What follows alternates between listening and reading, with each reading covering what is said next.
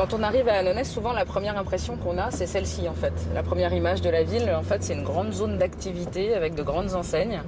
Et du coup, quand on arrive en centre-ville, la plupart des commerces, ou en tout cas de nombreux commerces, sont fermés. Et il y a toute une dynamique qui essaye de se remettre en place. On va aller voir ça. Vitrines closes, rideaux baissés. Dans le cœur d'Annonay, cette image, symbole d'une époque révolue, colle à la peau du centre historique. Mais quand on y reste quelque temps, la réalité est bien plus nuancée. Tu regardes ? On jette un petit coup d'œil. C'est à quel âge maintenant, toi ? 10 ans. Ouais. Je sais que t'es un bon lecteur, alors ça peut passer. Cette libraire, par exemple, est installée depuis 17 ans et pour elle, il est grand temps de changer de regard. Sans contact ?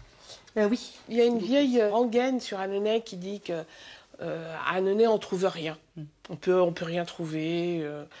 Et moi je connais énormément de gens qui, comme moi, ne consomment que sur Annonay et on est habillés, chaussés, culturés, voilà, nourris, on a tout ce qu'il faut. Il y a quelque chose que moi je trouve un petit peu dommage, c'est que quand les gens vont à Lyon ou à Saint-Étienne ou à Valence, ils vont faire 3 km à pied dans la ville dans la journée, et ici ils ne veulent pas faire 500 mètres. Pourtant, il suffit de monter quelques marches parfois pour trouver une adresse récente qui a su conquérir sa clientèle. Et tu les mets là après, d'accord ? Après on les mettra grillés. J'ai l'impression qu'Annonay, effectivement, c'est une ville qui connaît, j'ai l'impression, le même genre de phénomène un peu que Saint-Étienne.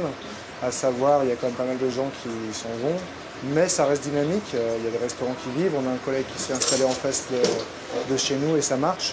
Donc je pense qu'il y a quand même une bonne vitalité économique à Annonay même et agglomération. Donc il suffit à faire vivre des lieux comme ici.